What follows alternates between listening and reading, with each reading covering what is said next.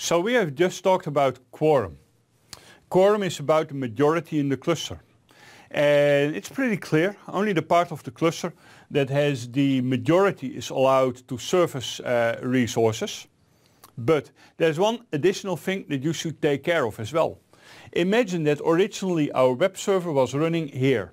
Now we have a split brain situation, which means that here we have a 2-node cluster, here we have a 1-node cluster. When that happens, then the web server resources can still be running here. And this part of the cluster wants to take over. Now before this part of the cluster takes over, it needs to make sure that the web service has been closed on this 1-node cluster. So how can we make sure that the web services are no longer running here? Well, in fact, there's just one solution. And that solution is called STONIT, which stands for shoot the other node in the head. It's also called fencing. Both of them refer to the same solution. So how does this work? Well, this works by using an external mechanism. For instance, all nodes can be connected to a power supply.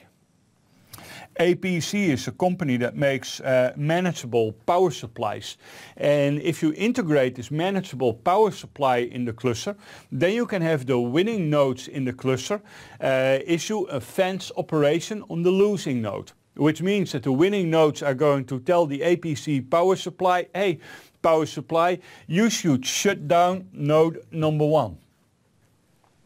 STONIT is a requirement in clusters. It is possible from a technical point of view to configure a cluster without STONIT, but you will notice that many resources won't even work if you don't have STONIT or fencing in your cluster environment. The difficulty of configuring STONIT is that you need specific hardware. Now these hardware devices are available and different solutions exist. For example, you can use power-based STONIT. You can use disk-based STONIT. The idea of disk-based STONIT is that all nodes are connected to the same disk, and at the disk level you can either lock out the node or provide a poison pill for the node which causes it to crash. Another one is a virtualization-based STONIT.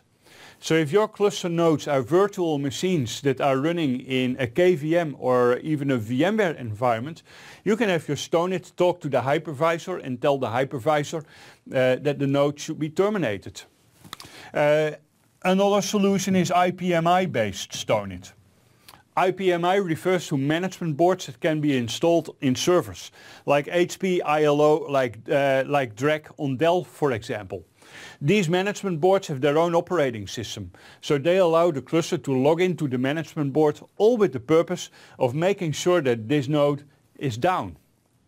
And now that we've got all of this together, the cluster resources, shared storage, the quorum, as well as the fencing, we are starting to get a pretty decent cluster. But there's more to it. Let's continue.